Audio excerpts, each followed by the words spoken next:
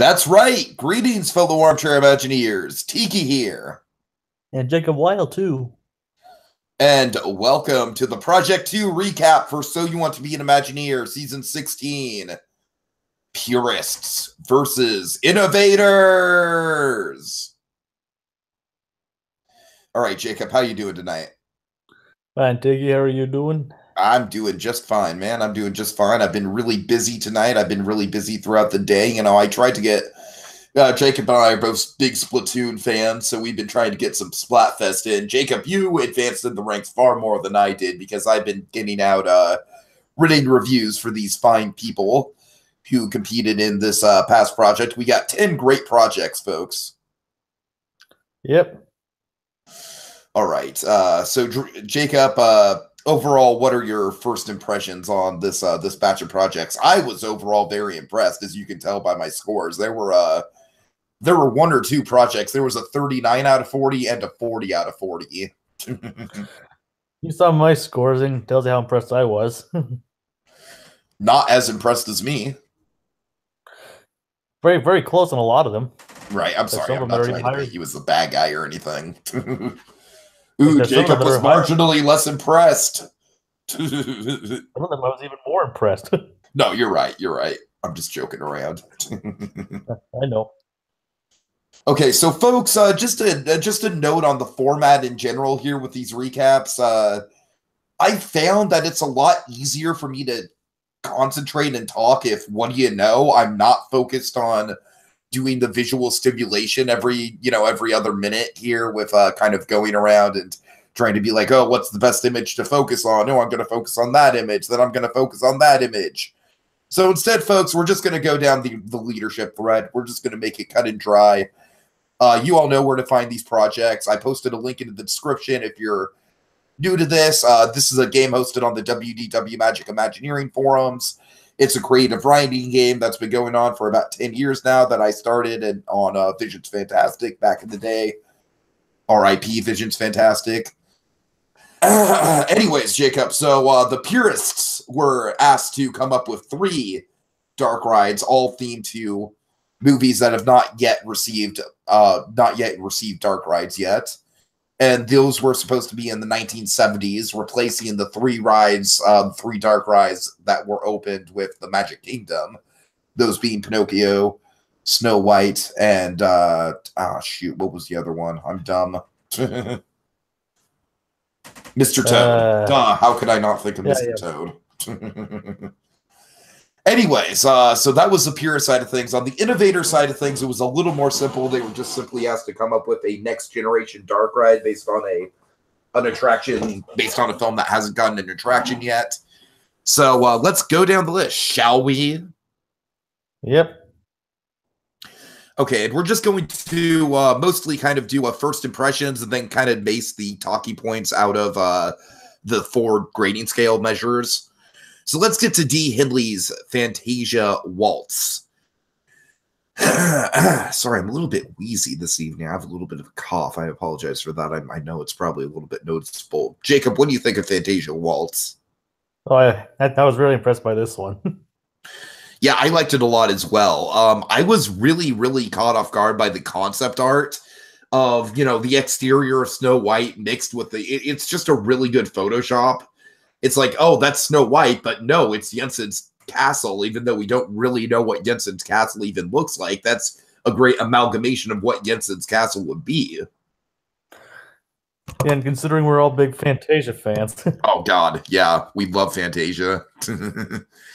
Although, Jacob, one of the things I was slightly disappointed by is, as you can tell, yeah, I'll go ahead if anyone wants to read my my notes that I wrote out here for this. One of the things that it wasn't a big breaking point or anything for me. I still gave this a 36 out of 40, so I was still very high on it. I wish there was a little less Sorcerer's Apprentice. As a matter of fact, for me personally, I would have done with just having the Sorcerer's Apprentice be the theme of the queue. So I personally like it being part of the ride itself. I mean, I only gave it a 9. All right, that's fine. I don't know. It's just like, for me, like my my taste was I kind of got a taste of Fantasia 2000 here, Jacob. I got a taste of it, and I wanted more. And if we love Fantasia, Jacob, we love Fantasia 2000 even more. Yep. Yeah. So I guess what I was I didn't really hold it. I'm sorry. Go ahead. Well, remember, this isn't based in the Walt era, I guess. So I guess there's that. So they didn't have to be held back by that. I guess what I'm basically getting at is that I would have preferred another set of branching paths instead of the Sorcerer's Apprentice scene. Well, I mean, we have to also work within the realistic nature of the area, the building itself. Too many branching paths would lead to confusion. Well, and also just spacing issues as well. As I mentioned, I mean, in my realism notes, I actually mentioned, like, I do like the idea of the switch of the various paths, but there are theoretical problems that can arise from 4 different yet concurrent scenarios. Mm-hmm. I mean, don't get me wrong. I love the idea of this conducting your own presentation and all that. But like I said, like there are problems in that. I mean, you got to remember though, the same kind of choose your own adventure thing was already done with Horizons back in the 80s. I'm not really familiar with that ride. Well, there you go. Horizons, you could choose your own ending. You could choose between, I think, like 3 different space stations to go to.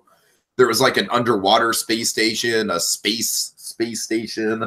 I think there was like a desert you could visit, like a desert space station. And all it was like a button, right? Like there was an omnimover and 3 buttons that lit up, and depending on which button you press, that's where you would go. So with this ride, I imagine it'd be something similar. Well, this definitely sounds more interesting than that. Uh-huh. Well, hey, don't knock Horizons. Don't you dare knock Horizons. Okay. Hashtag you don't mess with Horizons. So the whole idea of conducting kind of remind me of the Fantasia game.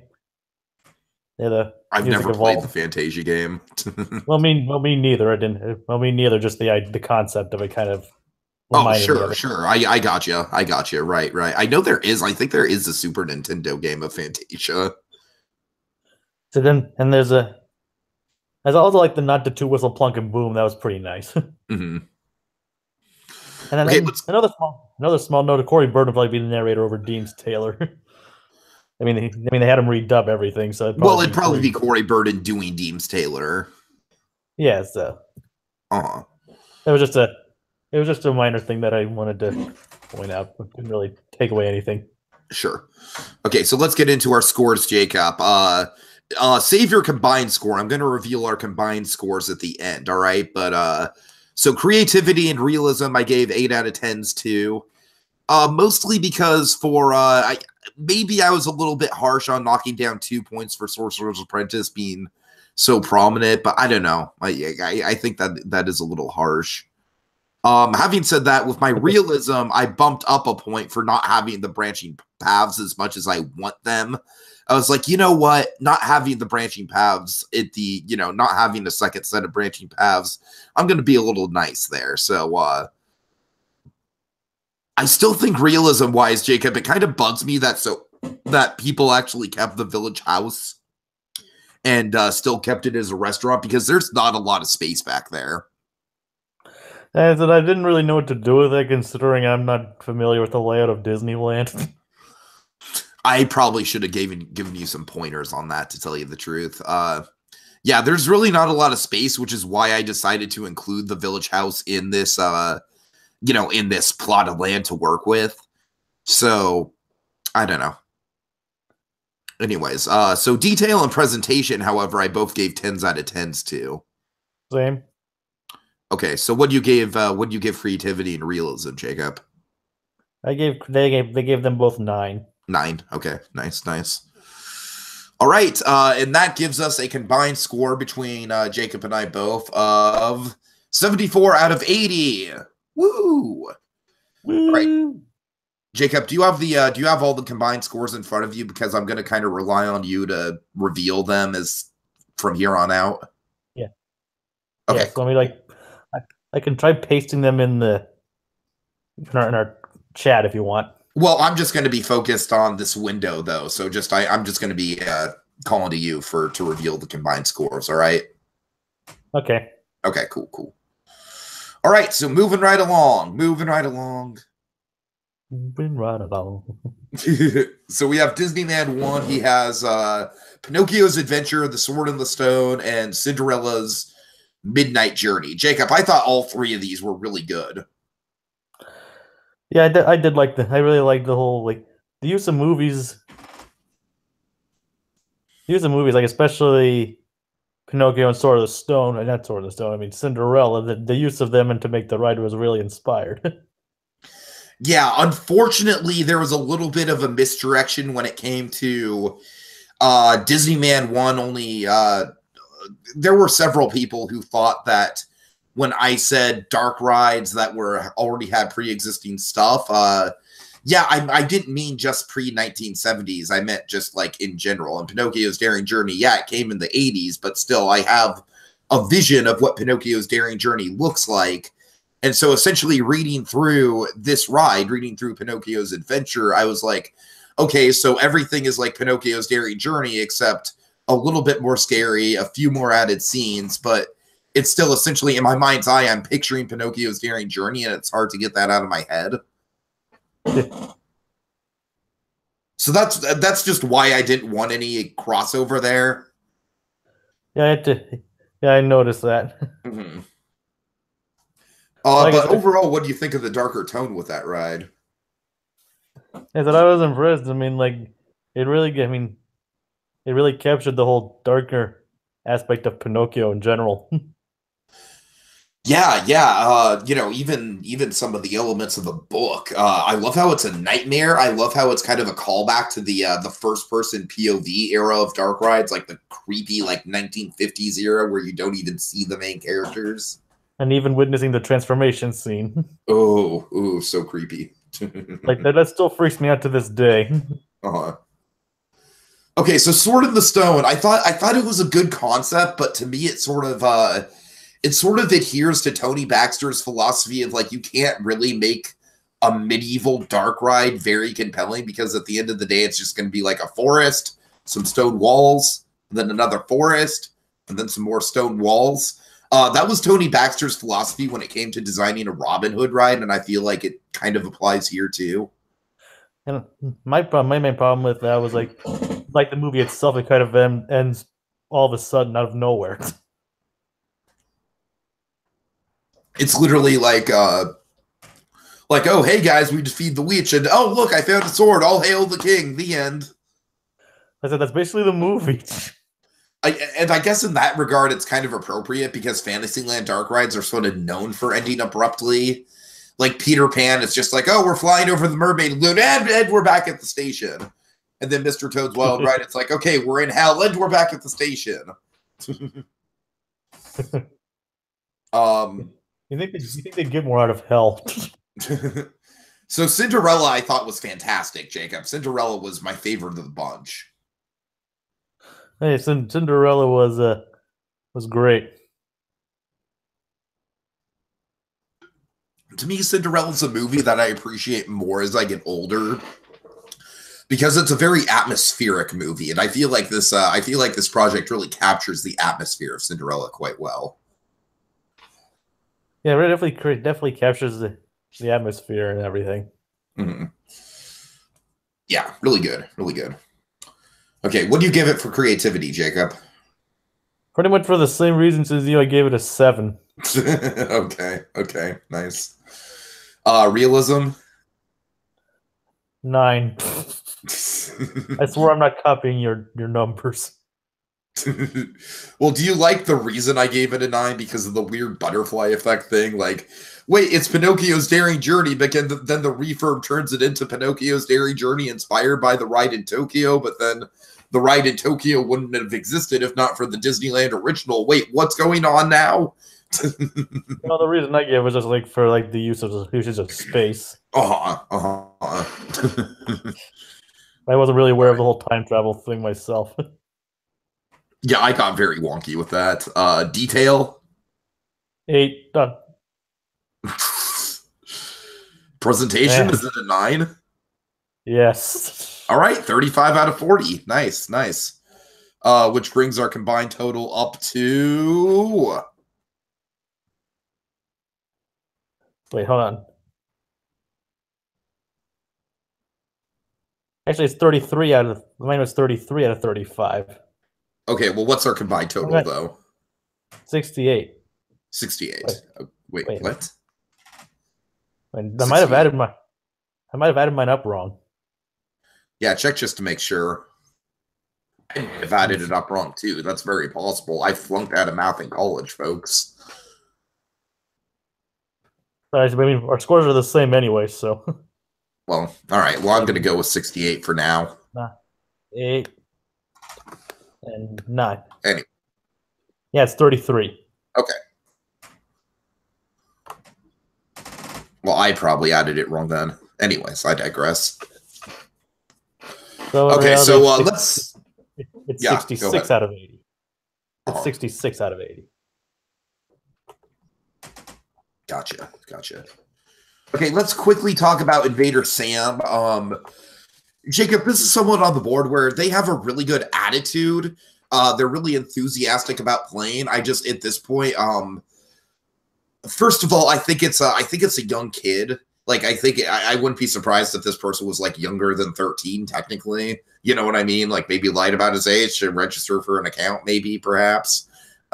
Nothing wrong with that, because I did that same thing on Mouse Info back in the day, back in 2002. So I'm not saying there's anything wrong with that. I'm just saying that might be the reality of the situation. Just having said that, Jacob, like I said, I appreciate this person's devotion to the game itself. They seem very spunky. They seem very excited about it. But yeah, this was very rushed. The spelling and grammar was off. There was practically no presentation. I gave it a 1 out of 10 for presentation. I think I was probably pretty nice when it came to creativity, to be honest with you. I could definitely see the vision. That's why I gave it 8 as well. And like I told Invader Sam in my review, I was like, look, I don't want you to give up on this. I want you to kind of hone it, because I think they have the enthusiasm for it. I think they just need to spend a little bit more time on it. Yeah, that's another reason why I went with the scores I did for like creativity and realism.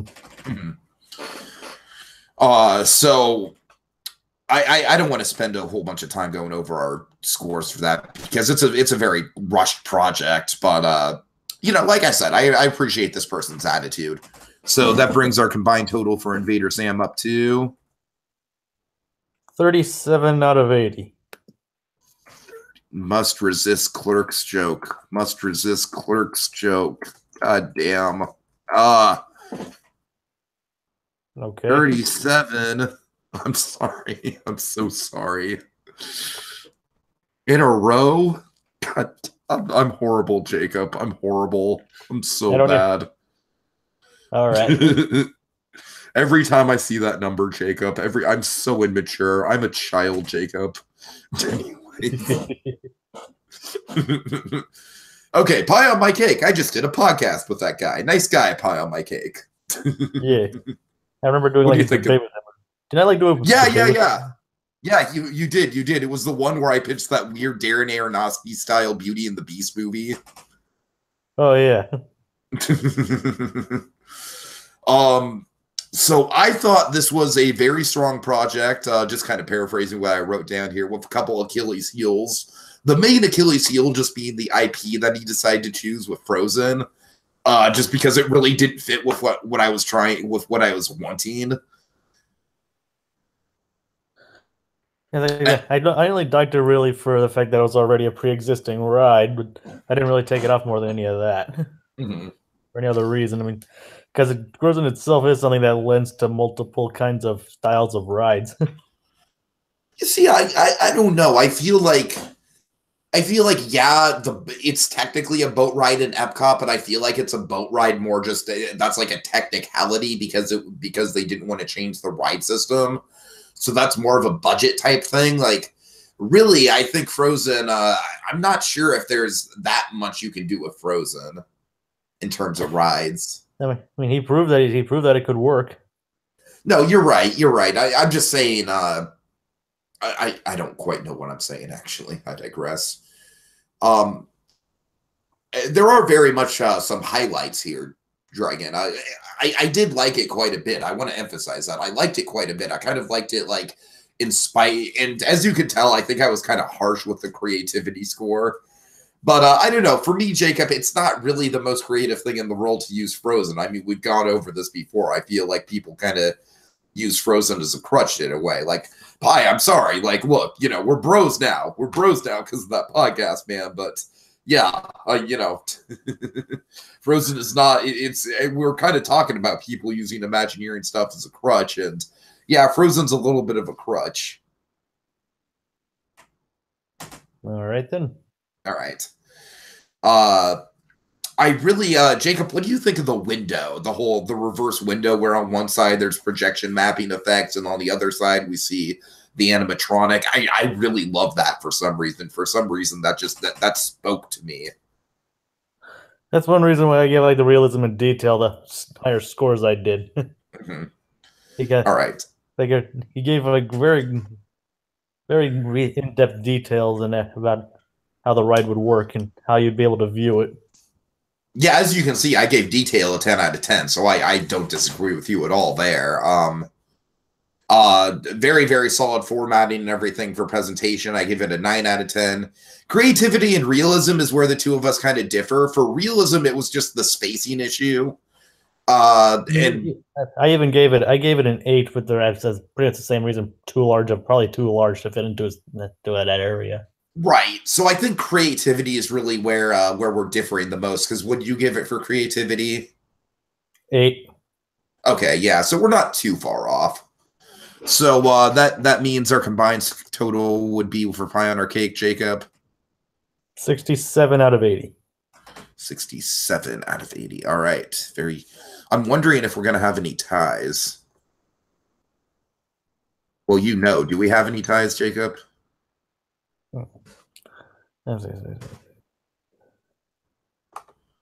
Actually, I think we have one. All right, well, that's an improvement over the 3-way tie we had last time. Okay. Quickly add this to the registry. Let me double check. Yeah. Okay. Yep, only one. From what I can tell, only one. Cool. And Jacob, for the record, I haven't really looked at the combined scores. Like, I know you sent them to me, but I haven't really had time to look at them. So I'm kind of taking it as a little bit of a mystery as we go. So just for the record, I don't really know them. All right. So let's move on to T-Cool, Jacob. I keep trying to use the D word against my better will. So what do you think of T-Cool's assortment of projects here? I really enjoyed them. I mean, they were all really solid choices. Yeah, the Dalmatian ride was, I think, kind of clearly incomplete. I feel like that's one of the things he started and then didn't really have time to get around to fully finishing, which was unfortunate. But I thought that Winnie the Pooh and Peter and the Wolf were both really great. Like I said, the choices were interesting, especially Peter and the Wolf, which is pretty obscure. I love Peter and the Wolf. Let's circle back around to that. Let's talk about Winnie the Pooh for just a second first. I thought that the Peter Pan's flight ride system, I don't know, maybe I'll just have to go back and reread this, because keep in mind, I was reading a lot of projects right in a row. I feel like more could have been done with the ride system of having the Peter Pan's flight style thing. Like, I like the idea of the hot air balloons with the honey pots. I like that visually, but for me, there wasn't enough of like the whole feeling of like, hey, we're really flying. Oh my God, we're flying over the 100-acre woods. You know what I mean? Yep. So I feel like a little bit more could have been done with that. Peter and the Wolf was freaking fantastic, though. Yeah, definitely would have captured I mean, I definitely love the use of like the strobe lights and everything, like how it actually, like, you felt like you were being Peter being hunted by the wolf. To me, this clearly felt like it was basically a clone of Snow White's Scary Adventures, except with the wolf instead of the witch. Yeah, not necessarily a bad thing, though. I mean, it actually lends No, itself. no, no. It's a great thing. It totally adds to the realism. As you can tell, I gave realism a 10 out of 10. Yeah, I get. Yeah, it is pretty cool. Mm-hmm. Yeah, so I love Peter and the Wolf. That was such a good idea. Peter's Scary Misadventure, I should say. Such a good idea. All right, so creativity I gave an 8 out of 10 just because of the Pooh IP. You know, because Pooh already has a ride. It already has several rides, actually. Ooh, yeah. But realism, yes. I'm sorry. I just want to do this in the Aquaman voice, Jacob. Realism. My man! My man! No, seriously. I love how it recreated and deconstructed all the genres, and the use of the cues was really good. You know, it really maintained the Fantasyland aesthetic. Great touches all around. Really good stuff. Oh, heck yeah. Okay, so what do you give creativity and realism? 9. 9. Okay, and then 10 out of 10? Or for realism, you gave... Okay, I gave them both 9. Okay, my bad. The detail and presentation, I gave them both 9 out of 10. I gave both. I gave those 9s as well. Okay, so we're pretty much thinking along the same page. Nice. So that means our combined score for T-Cool would be 36 out of 40. Wait, no, right. No, I'm dumb. 72 out of 80. I was about to say that sounds really low. No, that's I said. No, it's fine. It's fine. Don't worry about it. 72 out of 80. So Jacob, take a look at this. So far, this is really close. It's we're halfway through the projects, and T Cool is trailing by 2 points over D Hindley. Yep, and Pie on My Cake and Disney Man are close to each other as well. Mm-hmm.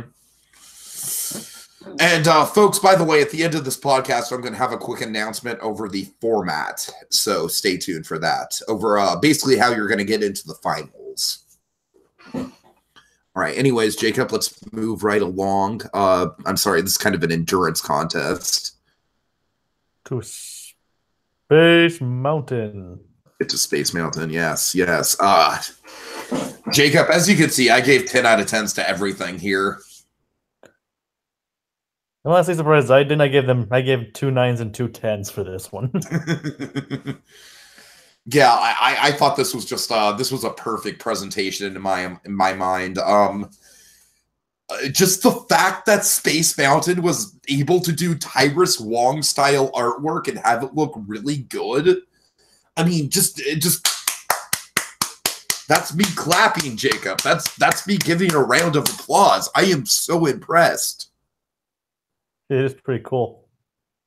And just the seamless flow of everything too. Just the that Bambi ride. It just it's long since been joked about, like, if they ever make a Bambi ride, it's gonna be a shooting gallery. It's like, no, like Space Mountain came along, like, I am never gonna think along those lines ever again. Space Mountain came along and crushed that notion. All right. So what do you think of Mickey and the Beanstalk? I mean, like I said, as I mentioned in a later presentation, I actually really like how it could actually have a lot of uses of scale and forced perspective to really play with the audience. It really lends itself well to a ride.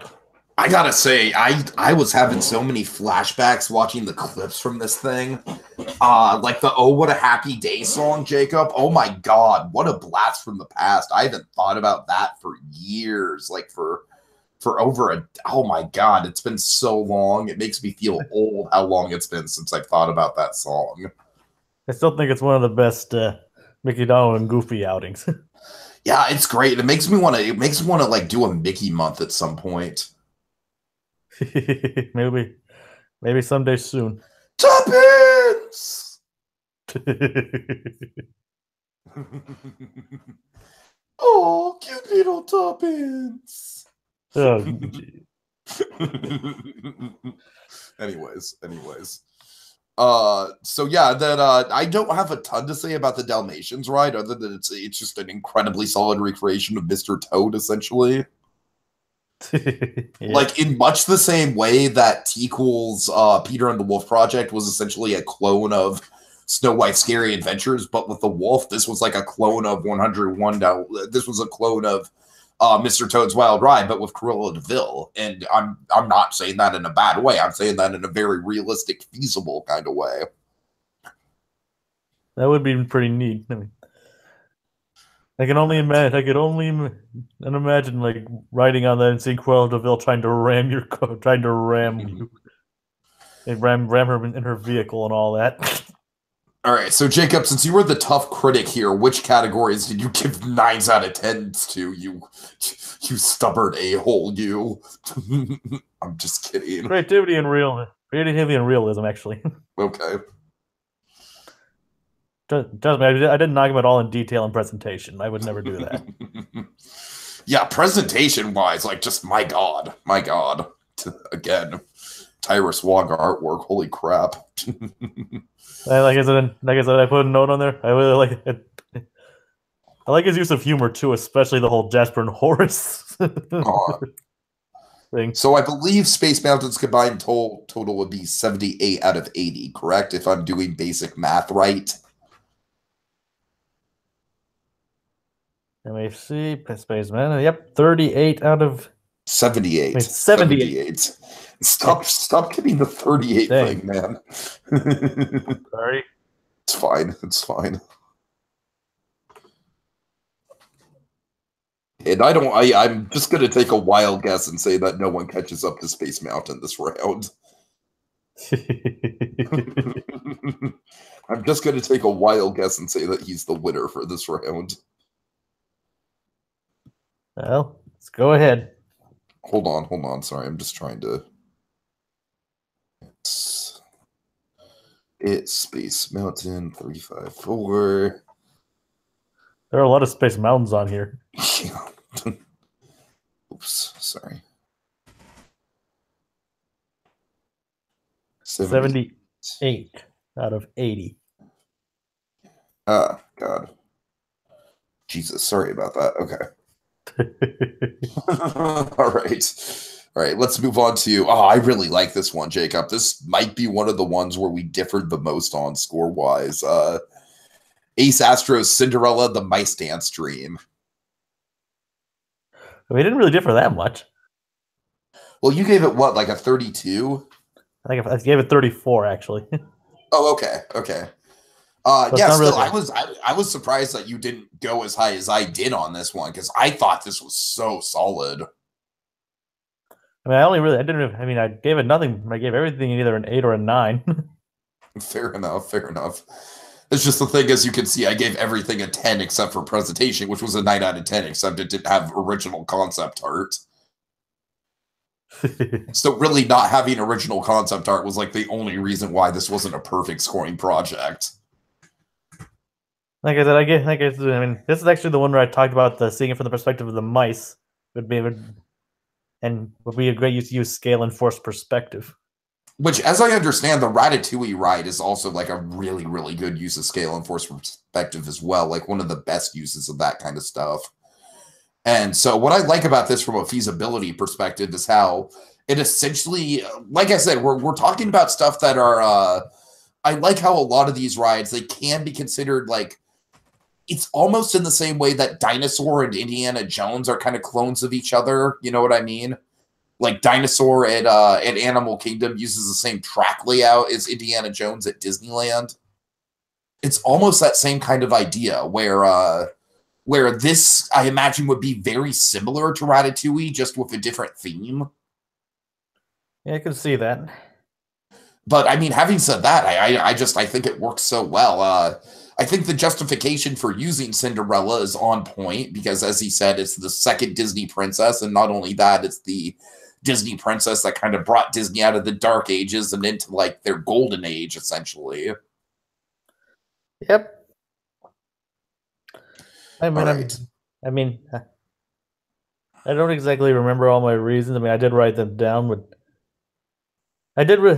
I did have my reasons for giving them what I did, but like I said, I wouldn't call this a bad project by any means. Mhm. And for me, I don't know about you. Well, you probably prefer D. Henley's, right? When it comes to the innovator side of things, because you gave D. Henley a better score. You gave him a 36 out of 40. Yeah, possibly. I mean, it's not really. I mean, it's only like two. It's only 2 point difference. I know, but those 2 points make all the difference, Jacob. No, I'm just kidding. This isn't whose line is it anyways, Jacob. The points matter a great deal.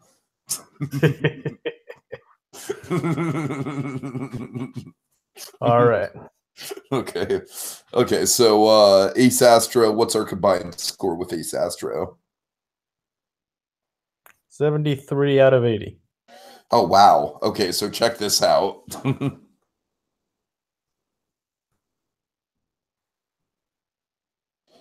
Yeah, sorry. Oh, no. Sorry. Undo. Okay, 73 out of 80, you said? Yep. Wow. Okay, so yeah, this is heating up, Jacob. 3 more to go. I mean, like I said, I don't expect anyone to catch space, but still, like, I love how we still haven't hit that tie yet. Okay, Jacob, how you feeling? You ready to get through these next 3? Yep. Okay. All right. So KMB's Legend of Doctor Strange. Yeah. You didn't change your score on this one, did you? I mean, yeah, I did. I did bump it up a few points. Yeah. Okay. Okay. It's still very different than yours, though. Yeah, I was gonna say, I think mathematically this might still be the one that we're differing the most on. Yeah. Okay. Yeah. I mean, do you want to give me want to hear the combined score yet, or do you want me to wait on that? Well, just what's your score? Like, we'll wait for the combined score, but what's your score? 25 out of 40. Yeah, so that's pretty far off. That's about what, like 6 points? 6 points difference. Yep. Okay, here's the thing for me, Jacob. I really, to me, a lot of the weaknesses of this project kind of sail by based on the strength of the IP that was selected. I love the idea of Doctor Strange being a Fantasyland dark ride. To me, like, I mean, that was one of my strong points for it.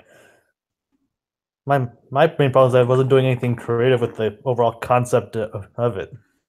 Like he didn't. And really that was my problem too, as you can see with realism and detail. And I was just like, yeah, this is mostly just a beat by beat retelling of the story. I said, for realism, I said, and then not a lot of information on how it's actually a ride. Yeah, that's a problem. KMB, if you have information about how the ride system on this would work, I think both of us would. Like, don't get me wrong, if we both just missed it, that's our bad. But because I was very busy today, I could have skimmed it. It's possible. But since Jacob didn't see it either, I don't know. Like, we could use some notes on the ride system, especially for something like Doctor Strange, where I feel like Doctor Strange kind of lends itself to a really innovative ride system. Yeah. All right. Anything else to go ahead? The other section really was really basically just like a shop that sells Marvel stuff and the restaurant that sells turkey legs. Right. Not too much. I was like, come on, it's a Doctor Strange theme ride. I mean, like, go crazy with the kind of food you can make. But like I said, other than I did give the presentation high marks. So I mean, the images were great, and I liked the use of images and videos from the movie. Just please next time pick a different text. Yeah, it kind of clashed. Yeah, that was the only problem. All right, so our combined total for K and B? 56 out of 80. 56 out of 80. All right. Well, we still haven't hit that tie yet.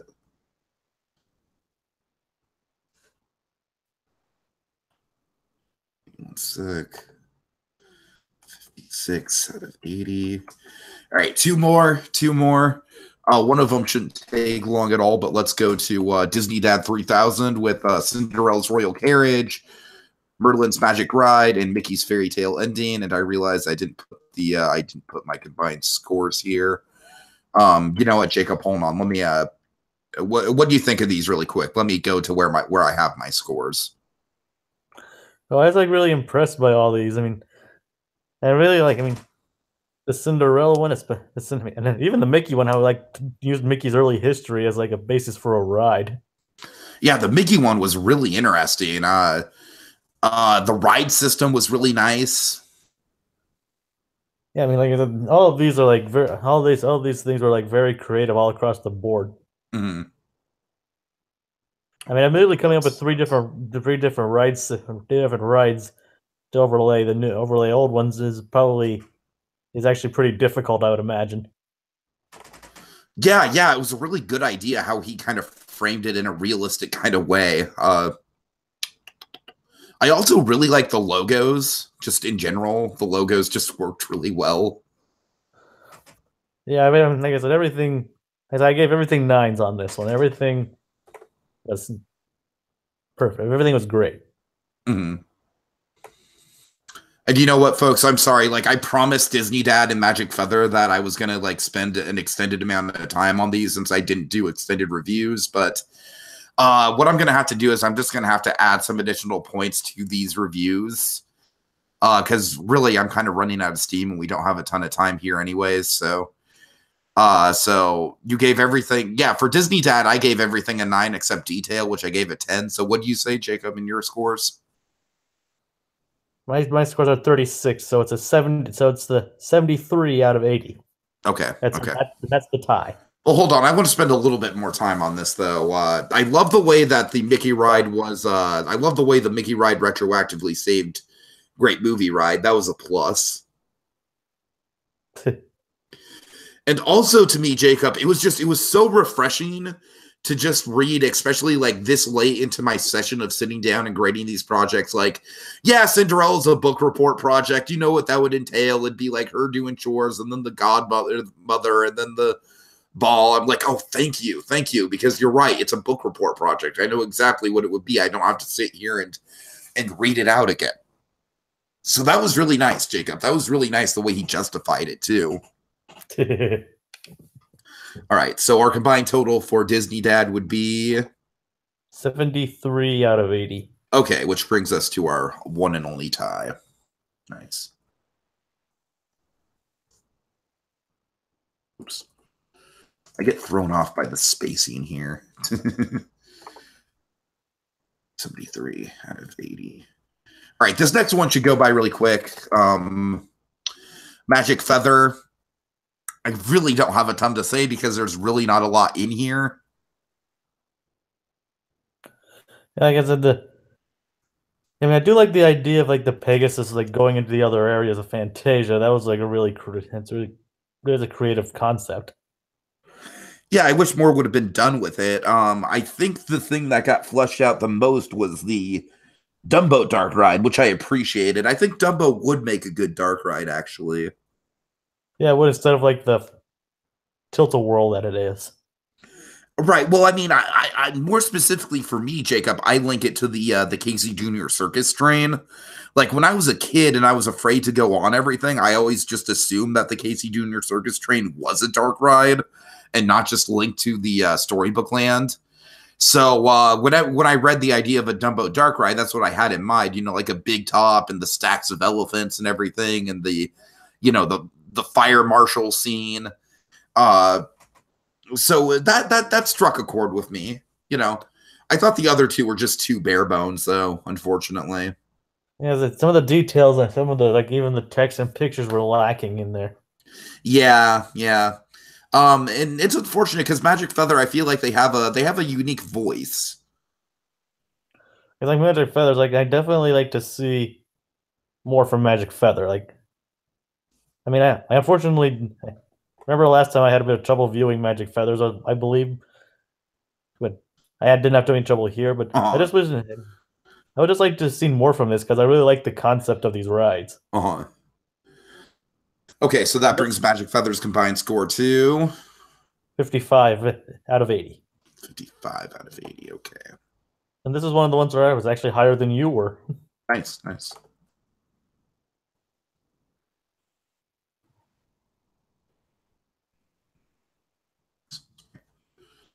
Okay, Jacob, it's time to announce the way that this leadership thingamajig is going to work from here on out. So essentially, I'm going to announce what is called the Elite Eight. So what the Elite Eight, Jacob, is what they're essentially competing to get into. It's going to be the people with the top 8 highest scores at the end of 8 projects, coincidentally enough. See how I plan that there? So how do you get points? Well, it's simple. You get points based on how many people turn in projects, and you also get points based on your ranking. So, for example, in this round, Space Mountain's going to get 10 points for coming in first. Invader Sam's going to get 1 point for coming in last, which is essentially a participation point. And all the other people, like Magic Feather, will get 2 points. KMB will get 3 points, so on and so forth. That's also going to be applied for the first round as well. So for the first round, 8 people competed in it. So, so first place is going to get 8 points. Last place is going to get 1 point, so on and so forth. You get the idea, Jacob? Hello? What did you say? You got cut out for a moment. How much did you hear? I heard like basically 8 people in the last one. I think that's the last part I heard. Wait, really? Yeah, that's what you said. Like 8 people in the last point. 8 people will get points in the last one. Oh, okay. I'm sorry. My bad. Okay, yeah. So for the last project, 8 people will get points. For this project, 10 people will get points.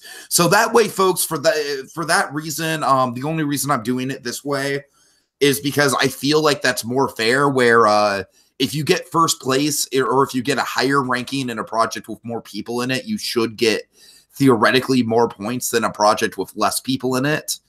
Yeah, that's about it. All right, Jacob. Anything else you want to say? No, it's like I'm very impressed with all these projects. I mean, I really can't wait to see what we do next. Yeah, I was blown away by these projects, frankly. I thought this was a really, really good lineup, a really good assortment of stuff. And please don't take our criticisms to heart, but only use them as ways to improve your project for future works. I don't think anyone does take our criticisms to heart. That's one of the things I really like about this community. I feel like this is a very safe place where everyone knows that criticism is constructive criticism. I like that about it. And use it to improve your work. I mean, everyone here has the potential to be great. Absolutely. All right, Jacob. I actually have the prompt for project 3. Let me pull it up. Sorry. It's a few pages back because I've been like posting my reviews.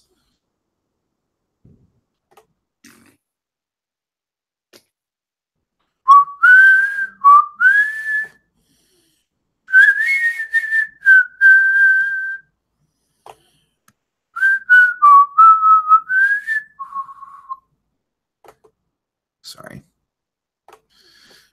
Curse you, Google. Come on, scroll faster. Sorry, Jacob.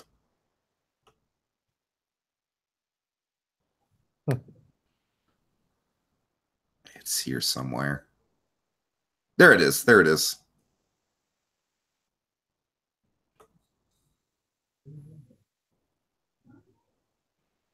Okay. So the project is called Virtually Magic Kingdoms, Jacob. So Purists, they're going to be inventing an interactive e-ticket ride at either Disneyland or Disney World. And the goal will be to create some kind of gameplay element to go along with this.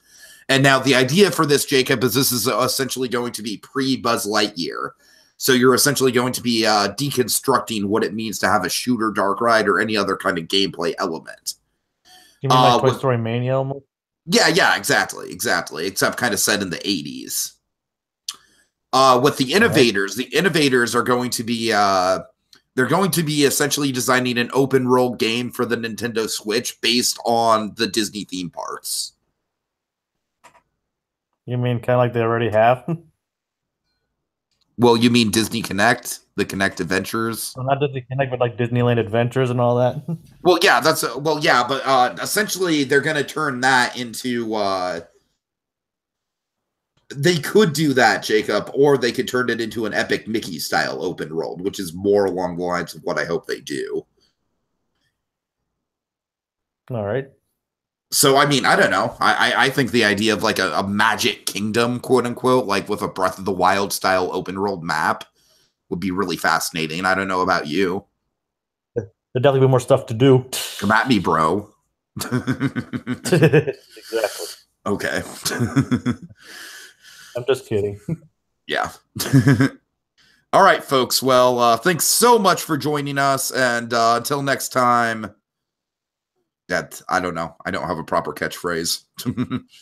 Hashtag don't mess with horizons.